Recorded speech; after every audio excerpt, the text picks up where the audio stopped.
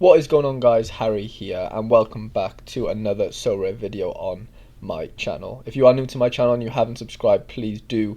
And if you do enjoy this video, please leave it a thumbs up. It does mean a lot to me. In today's video, we have got Game Week 210 preview, and we're going to look to see how I got on in Game Week 209, which we'll do straight away. So, Game Week 209, the last games of the international break. Thank God they are over. Only one team for me. I don't tend to really do these type of lineup videos for international games purely because I don't really have the players / lineups to really make any content around. Like you can see, I've got one lineup here. Let me know though in the comments if you do enjoy seeing them, regardless of how many teams I can enter, because I just feel like if I've only got one team, I can't really speak about that team for 10 minutes. So yeah, that was my my thinking behind that. But anyway, I'm currently 103rd. The game week isn't actually over. It'll be over in the next few hours. But yeah, 290 points, just under 291. We're currently 103rd, and I think 93rd get prizes, or 93rd and above. So yeah, I'm out of the prizes already, which I expected. But I got this second Ethereum threshold, which is all I was really aiming for, to be honest. I was unlucky with the Patayov clean sheet, or lack of clean sheet. Ukraine conceded in the 74th minute, so he would have had a real high score of roughly like 80, which would have been really nice. Robertson, 54, 68.83 with the bonus. Enough, but not enough to really challenge. No decisives there. Jonathan Osorio, I brought him in this game week just so I could, guarantee an F threshold basically. And yeah, he sort of helped me along the way to doing that. 4-1 win for Canada, but no decisives, just under 60 points, which is very solid actually, to be fair.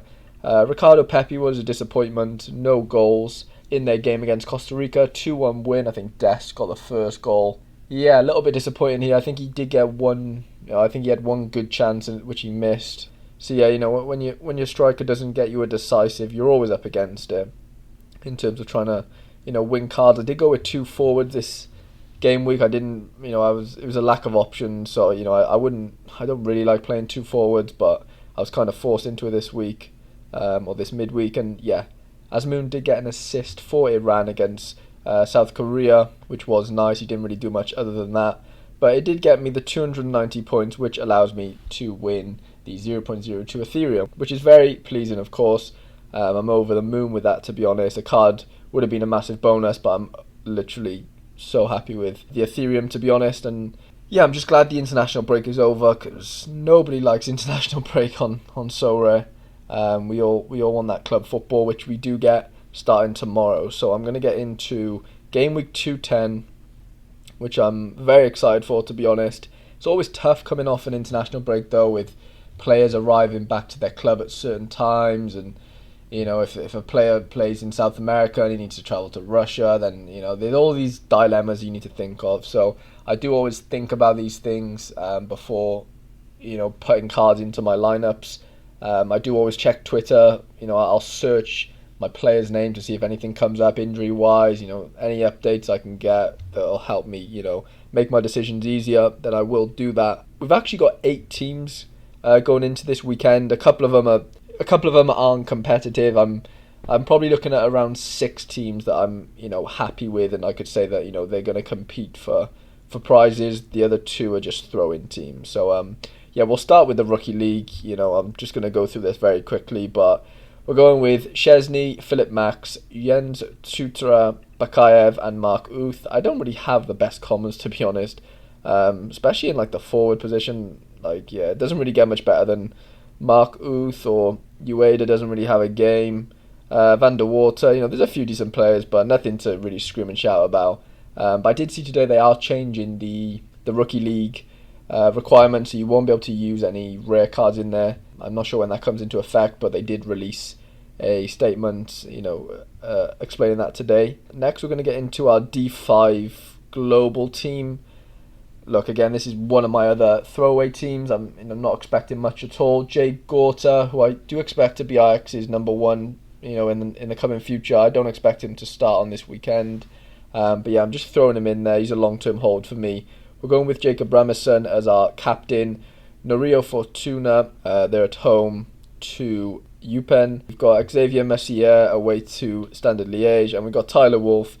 He's not, well, he might get off the bench if he's lucky for Atlanta against Toronto, but I'm not expecting him to start. He's literally my only, well, I tell a lie, he's not my only limited striker, but he is in terms of the ones that I'm not using that has a game. So yeah, they're basically my two throwaway teams, and now we'll get into Global D4. Common goalie this week. Anthony Lopez is going to be out this week, obviously getting a red card last game week for Lyon, so that's killed me a little bit. I've had to reshuffle my lineups, and yeah, it's taken me a little while to understand what my best lineups are without a goalie like him, because I do need all my rare goalkeepers. But yeah, we're going with a common goalkeeper in goals. We're going with Kim Gui. He is the starting goalie for South Korea. Decent keeper. They're away to Shimizu Pulse. So yeah, hopefully gets a clean sheet, and can see me on my way to the Ethereum threshold. We're then going with Sandy Walsh. Yeah, away to Beerschot. They're bottom of the league. I'm hoping he can get a clean sheet there, to be honest. Lorenzo Pellegrini, this was a tough one.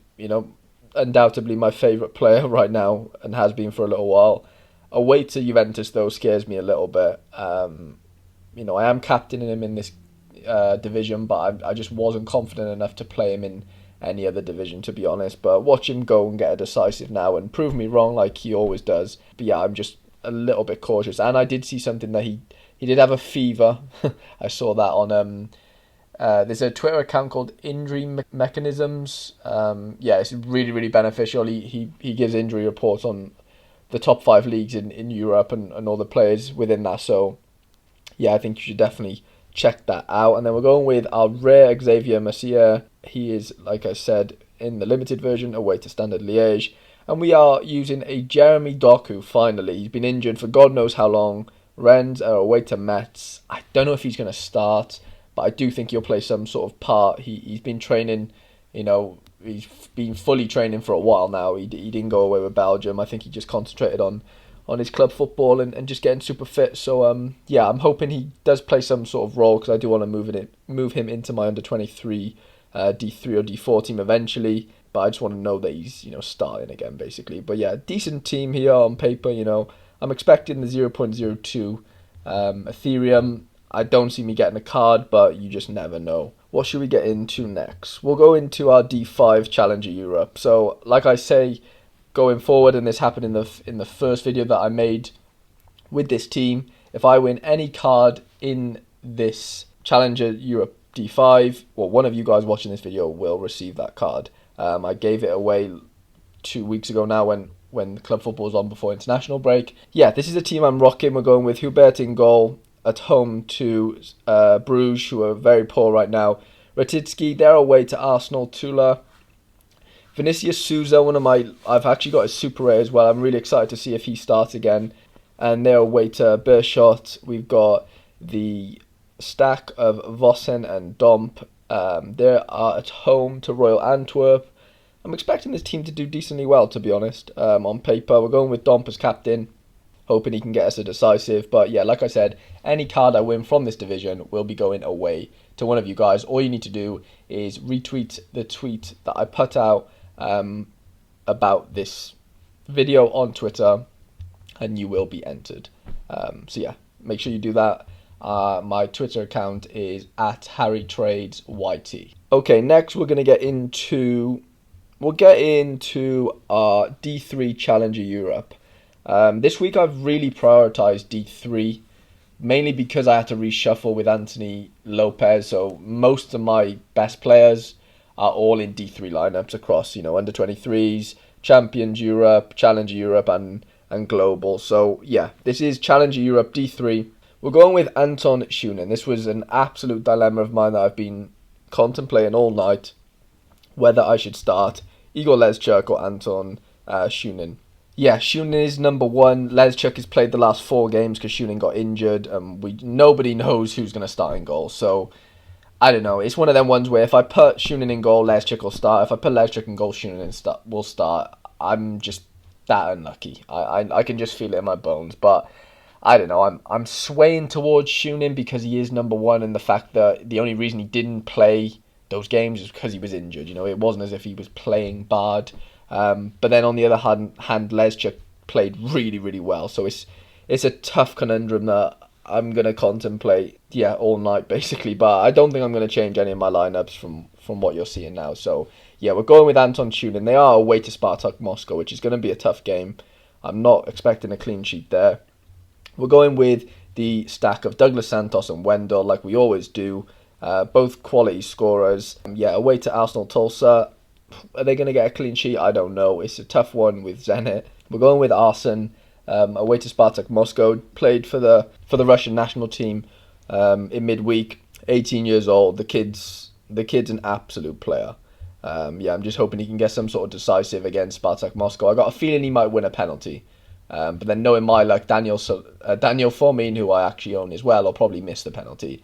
And neither of them get decisives. That's just bound to happen. Then we're going with Mama Thiam as our other super rare. They are away to Alyanaspor, but I'm hoping they can come on top. Thiam can get me a decisive, and this team can win a card for me. But I've got decently high hopes for that team. If Shunin starts, then it's going to be a good weekend, hopefully.